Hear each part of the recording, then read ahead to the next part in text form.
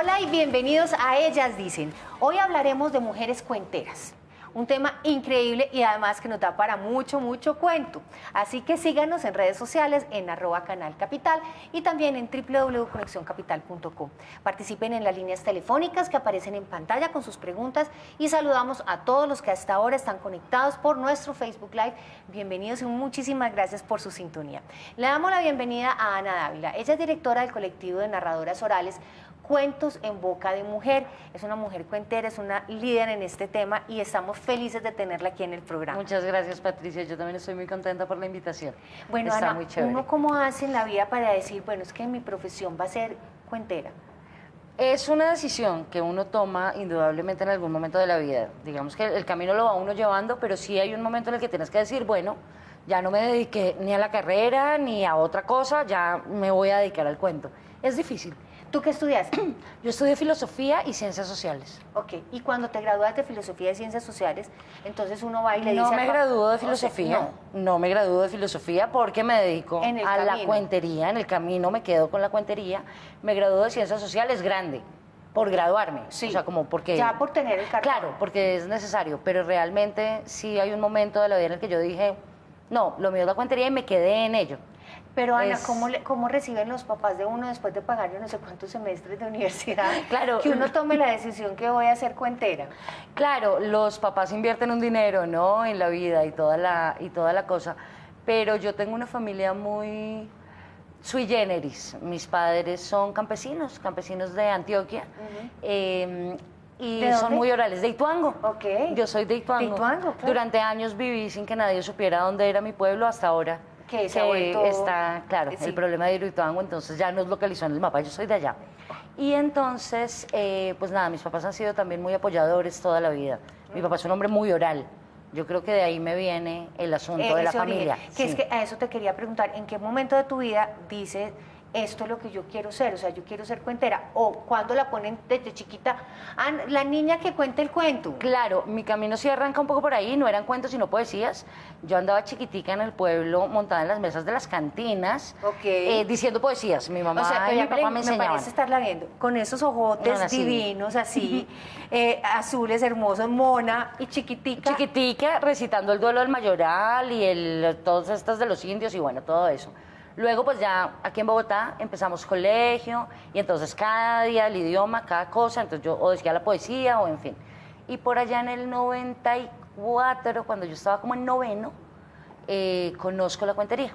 En el circuito de colegios de Bogotá había un circuito de cuenteros, de cuenteros de colegio, y ahí la conozco. Y luego llego a la Nacional, me encuentro con los cuenteros de La Perola, y pues ya me enamoré de la cuentería, de un cuentero, todo, y me quedé haciendo la tarea. ¿Y fue por el cuento o fue por el cuentero? Yo creo que las dos cosas. El cuentero que me echó el cuento también. Pero además es que ténganle miedo a un buen cuentero. No, impresionante, pero no, hay que hablar con ellos. Miedo, o sea, usted no se acerque porque mi recomendación, no hable con ellos, no hable con ellos. Bueno, y tú también echas el cuento. También echo el cuento, por supuesto, de eso vivo. Ana, ¿cuál fue el primer cuento que echaste? Yo el primer cuento que conté en el colegio era sobre un sabio y un pájaro. Un sabio que tiene un pájaro entre las manos y alguien le pregunta, no, me equivoqué. Un sabio que está todos los días como resolviendo cosas y alguien lo quiere hacer quedar mal, entonces agarra un pájaro entre las manos y le pregunta si el pájaro está vivo o está muerto. Y el sabio tiene que contestar sí, que está vivo o muerto. Y si dice que está vivo, lo ahogan para que aparezca muerto, y si dice que está muerto, lo dejan libre. Y al final lo que el sabio dice es, la vida del pájaro está en tus manos. Es un cuento suavecito, muy de reflexión, que encontré por ahí en un libro, que cuentan muchos cuenteros. Ese fue el primer cuento que yo conté en el colegio. Ana, ¿de dónde salen todos esos cuentos? Los míos, de la literatura. Sí. Okay. Yo no soy buena escritora, a veces la gente piensa... O sea, los cuentos... que no los escribes tú. No todo el mundo cuenta lo que escribe. Muy pocos narradores son cuentistas. Hay una diferencia allí. Yo cuento literatura, yo adapto de la literatura universal. Entonces, no sé, tomas un cuento... de Cortázar, un cuento de Borges, tengo cuentos de García Márquez, hay una autora mexicana que me mata que se llama Ángeles Mastreta, la amo, máximo. Adapto cuentos de la Mastreto, es divina, esta mujer me encanta, la amo profundamente. De las argentinas, ¿Cómo es el proceso creativo? Te lees un libro, un cuento de esos y ¿qué hay en el cuento que tú digas, oye, esto tiene material? No sé, y no lo sabe ningún cuentero. Es El cuento te entraña. habla, el cuento te habla. Pensemos en el cuento como un ente vivo, Ok. ¿sí? Como una cosa viva que te habita.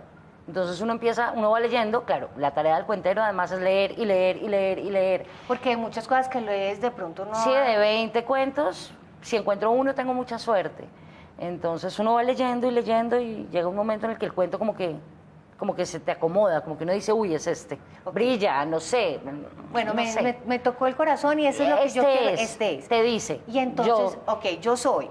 Y de ahí, Y empieza el para proceso. adelante, ¿cómo es el Y proceso? empieza el proceso. Yo soy muy juiciosa con el proceso de escritorio, entonces lo primero que hago es desarmar el cuento en estructura, o sea, sacar la estructura del cuento. Luego hago una escaleta, que es como por dónde pasa el cuento. Decido qué cosas quiero conservar del autor, decido qué cosas no me sirven, si lo quiero contar en localizado donde el autor lo localiza o si lo quiero contar en mi casa. Hay un cuento de Ángeles Mastretta que es sobre los quesos de Chipilo, de un libro que se llama Mujeres de Ojos Grandes. Yo lo cuento, pero los quesos son en Ituango, en mi tierra, porque eso me es más orgánico a mí. Ok. Y va uno haciendo esa tarea y luego ya lo presenta. Y ya lo presenta. Sí. Pero es un trabajo bastante Largo. dispendioso. Uno piensa que echar un cuento no tiene tanto Se ve trabajo. fácil, es que se ve muy fácil. Sí, claro. Tú eres un buen ejecutante, un gran narrador, y te pasa lo mismo que te pasa cuando ves una bailarina de ballet, ¿no? Que tú dices, ay, no, pero mira cómo baila, parece fácil. Facilito. Y no, no lo es. Bueno, Tiene una labor. Y después de toda esta labor y toda esta preparación, existe ya después la presentación al público. O sea, La esa ya presentación es al la público. prueba. Sí, lo que pasa es que ahí tampoco está listo. Un cuento, dependiendo del cuento, puede estar listo en 2 funciones o en 40. Porque cada función le vas Depende del agregando cuento. cositas. Sí, el cuento además cambia cada vez que te presentas. Nosotros no contamos de memoria. No puedes. Ah, entonces, ¿cómo haces? Tú cuentas una estructura, tú tienes el cuento en la cabeza y vas Ok. contando y vas hablando. Entonces cada vez ver un cuentero es una experiencia diferente. Cada cuento es diferente cada vez que se cuenta Pero además los cuentos... y crece con el público. Sí, pero además los cuentos pueden ser cuentos de terror, cuentos eróticos, o sea... Eróticos, de amor, policíacos, no sé, de todos. La gente piensa que todos los cuentos son para reírse. No, todos los cuentos son para reírse. Pero ese es como el común. No, todos los cuentos no son para reírse, no, para reírse tenés chistes, tenés stand-up comedy, tenés cosas, otras formas, digamos, de la oralidad, cuyo objetivo en últimas es la risa. No, el objetivo del cuentero es la historia. Ok, pero leía yo en la literatura que me pasaron sobre ti que antes había como una cultura muy de cuenteros en Bogotá Sí. y que esa cultura se ha ido como un poco diluyendo. ¿Por qué? Se ha ido decantando. Sí. No sé, digamos que ahí hay un asunto y es que cuando la cuentería llega a Colombia, sobre los finales de los 80, principios de los 90, que hay un boom, pues impresionante, vos levantabas una piedra, había un cuentero contando el cuento, era buenísimo.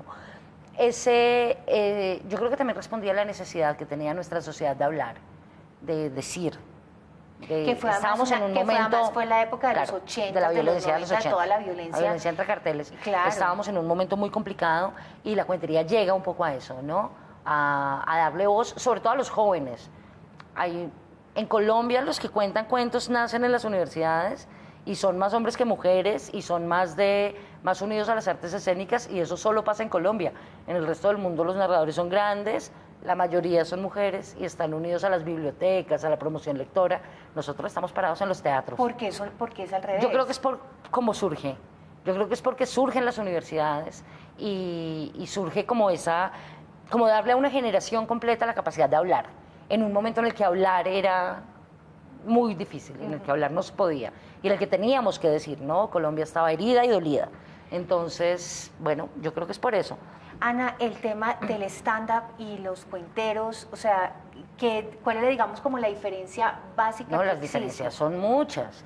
El stand-up es una forma de la oralidad. El stand-up comedy y la comedia de pie, estoy en Estados Unidos, tiene además una tradición grandísima en el mundo y tiene unos objetivos principales, digamos. Cuando tú ves un comediante La gente piensa que el objetivo de la comedia también es hacer reír y no en últimas. Sí te hacen reír, ¿no? Pero no en últimas, son denunciativos, políticos, hablan, dicen. Pero pensemos en el cuento. Tú sabes del cuento desde tercero de primaria. Inicio, nudo, desenlace. ¿Sí? Aquí hay una cosa, va pasando esto y termina así. Y tan, todos felices, ¿ok? El stand-up no tiene esa estructura. Tú haces una premisa, enuncias una premisa y luego das un remate. Dices algo que tú como comediante consideras que está fallando y por eso hace reír, porque te descoloca el cerebro. ¿Sí? Y bueno, y los stand-up se dan cuenta que está funcionando y que, digamos, esa interacción con su público porque el público se ríe. Porque el público se ríe. En el caso tuyo, ¿tú cómo te das cuenta que la gente está ahí conectada? Porque el público te contesta. El público te contesta, tú estás hablando con el público. Entonces, de las teorías del teatro está la cuarta pared, ¿no? La obra de teatro está metida en una caja que tiene 4 paredes y no importa lo que pase con el público, esta escena que estás viendo en teatro ocurre. Siempre igual, siempre así. Nosotros no tenemos cuarta pared, entonces nosotros estamos conversando con el público todo el tiempo. Entonces los ves abrir los ojos, los ves reírse, los ves en silencio. Hay cuentos que consideras un éxito si el auditorio se queda callado. Ok. ¿Tenemos un cuento que no sea muy largo que podamos contar? Claro. Tenemos cuentos. Te cuento un cuento. ¿Bien cortico o no tan cortico? Más o menos. Más o menos. Te voy a contar un cuento de una bruja. Bueno, una bruja a la que condenaron a muerte, pues por bruja. Y entonces la traen por la mitad del pueblo, la traen 2 guardias muy altos, se ven un poco innecesarios para ella, porque ella se ve diminuta entre los 2 hombres, amarrada de pies y de manos, con una capucha puesta. Y cuando la pasan por la mitad del pueblo, todas las personas le gritan improperios y le tiran tomates, porque es una bruja. Y cuando llega al cadalso, allá donde está la pira, donde la van a quemar, el verdugo le quita la capucha, óyeme, y la ve, y se da cuenta que esa niña no puede ser una bruja, porque tiene unos ojos transparentes, una mirada cristalina, parece más bien un ángel, con el pelo como una cascada, y entonces mira a los guardias que la miran y ven lo mismo, que ella es pura, completamente pura, le quitan las ataduras y la dejan irse. Y cuando ella camina por la mitad del pueblo, el pueblo ahora le lanza rosas y le tira besos, intenta tocarla, porque todos ven lo mismo, la inocencia de Dios en esa niña, y así se aleja del pueblo.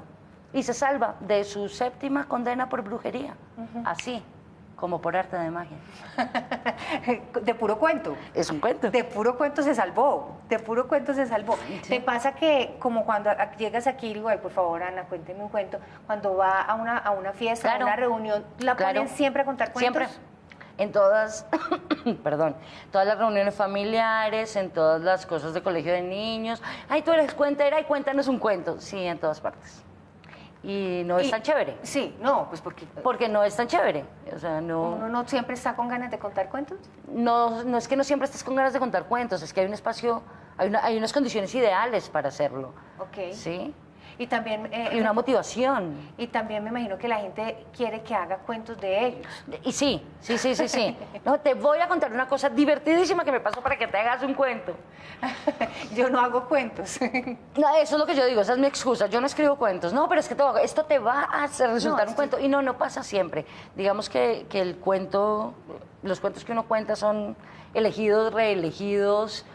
¿Tú no cuentas cuentos de tu vida que tienen algo que ver con experiencias personales? No, mira que yo soy una persona muy chévere, pero mi vida no es comercial.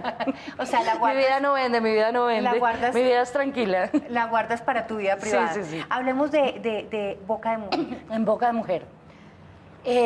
Bueno, te contaba hace un momento que en Colombia hay un fenómeno y es que hay muy pocas mujeres narrando. No sé, la proporción puede ser de 20 a 1. O sea, por cada 20 cuenteros hombres te encuentras una chica. Entonces, no solo porque somos pocas, sino porque además es difícil acceder a los espacios de la narración.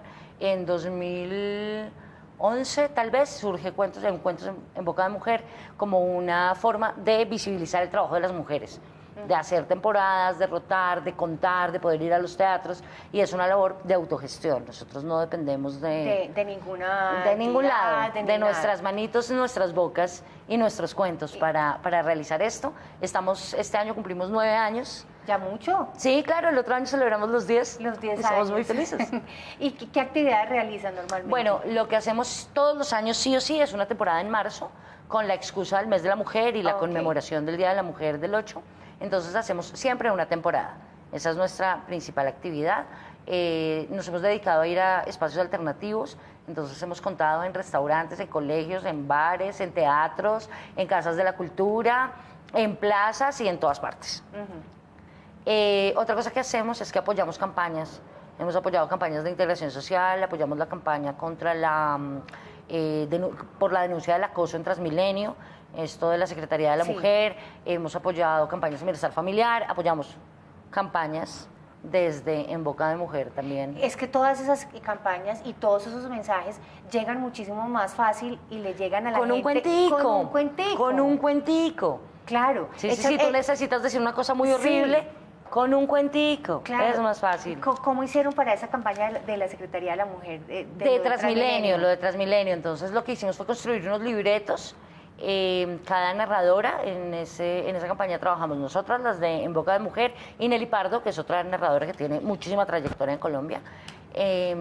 Cada una construyó como una especie de libretos respecto a lo que la Secretaría de la Mujer quería. Yo recuerdo que el libreto que construí yo era sobre heroínas, sobre mujeres heroínas, porque lo que había que enseñarle a la gente en ese momento era no quedarse callado, a denunciar, a decir, y a que los hombres apoyen pues todo este asunto del acoso que está pasando, que no te pase y que estés ahí callada sola sin saber qué hacer. Esa era un poco la campaña educativa. Además, yo creo que a ti eso nunca te debe pasar, que te quedes callada porque no sabes qué decir. No, sí me pasa. ¿En serio? Sí, claro, me pasa. Sí. Porque además yo creo que lo que has desarrollado mucho, y corrígeme si estoy equivocada, es esa agilidad mental. Eso sí, uno siempre tiene la palabra. La palabra lista. La palabra en la boca. La palabra eso sí, lista. siempre. Ana, ¿han hecho campañas para que tengamos nuevas cuenteras y sobre todo nuevas generaciones de jóvenes cuenteras? A eso nos dedicamos mucho. Mira, hace unos 6 años, si contábamos las cuenteras en Bogotá, seríamos unas 5 o 6 en ejercicio. En Colombia pasa una cosa y es que las universidades tienen talleres. Entonces nos dedicamos a ir taller por taller de Bogotá buscando las chicas de los talleres y gestionamos varias temporadas con niñas de los talleres. Entonces gestionamos una temporada que se llamó La Caja de Pandora, que fue una cosa muy linda. Nos apoyó un teatro que se llama Casa Gestal, bellísimo, bellísimo. Con chicas universitarias y pusimos a 7 niñas en escena, trabajamos un montón, 77 horas de taller en un mes. Me llegaban a la casa a desayunar estas niñas, a trabajar y a trabajar y a trabajar, y presentamos una temporada muy bella, fue muy lindo. De ellas tal vez nos quedan 3 contando en este momento. Qué bien. Entonces nos van quedando niñas. Claro, que van quedando. Hicimos otra convocatoria en la que llamamos a las cuenteras que quisieran, nos llegó una cuentera de bus. La niña que trabaja, de las que echan cuento en el bus, de la que echan cuento en el bus, nos llegó sin muchas esperanzas, porque ella decía, no voy a pasar la convocatoria, porque esta gente es del teatro y formados y no sé qué. Y no, con una fuerza, con una cosa interna, sin ninguna formación, pero brutal. ¿Por qué crees tú que a las mujeres, y especialmente en este tema de las mujeres cuenteras, les da más trabajo lanzarse, o sea, les da más miedo tomar ese paso? Es que tiene que ver también con la sociedad en la que estamos y tiene que ver también con el hecho de que nosotros estemos muy unidas, la narración esté muy unida al teatro. No es tan fácil, te lo digo, no era tan fácil tener 20 y decirle a la mamá, es que me voy una semana para Cali porque vamos a ir a contar cuentos con otros cuenteros de Colombia. Eso no es tan fácil. Y no es tan fácil arriesgarse, decidir vivir del cuento.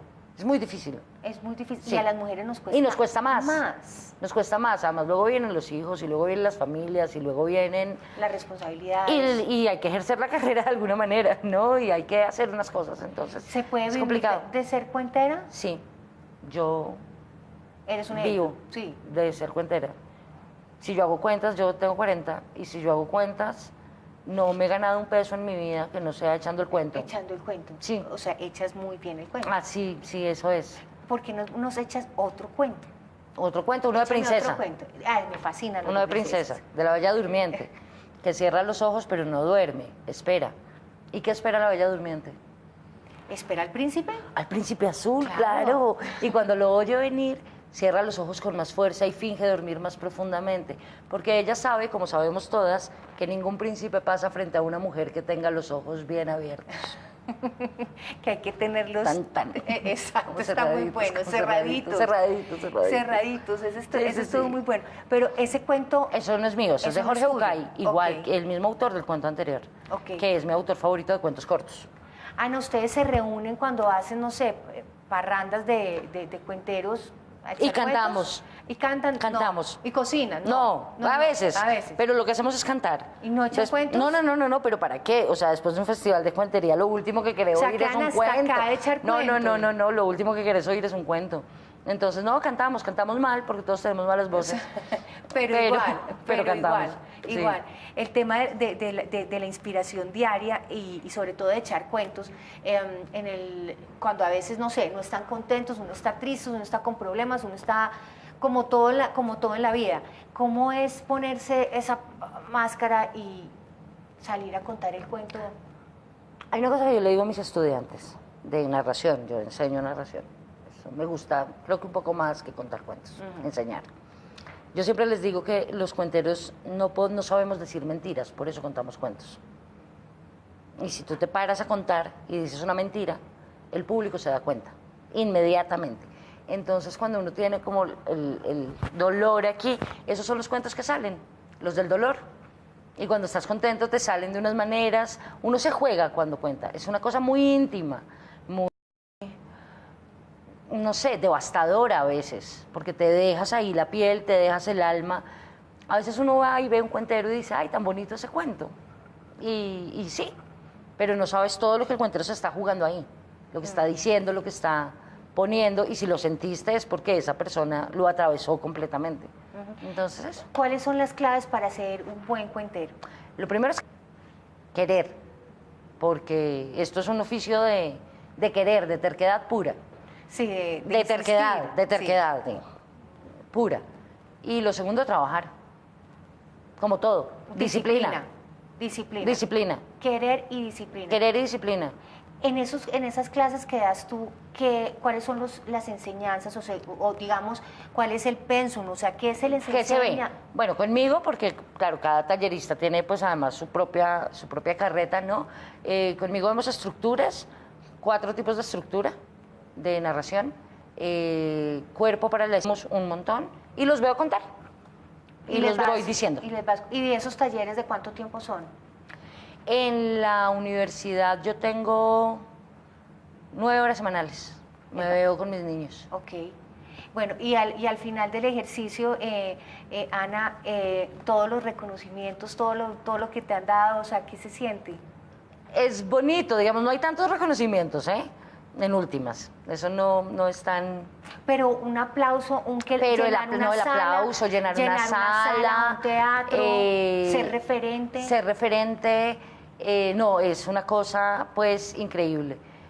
Pero digamos como con los alumnos, finalmente no, es como cuando tú tuviste un gran profesor, ¿no?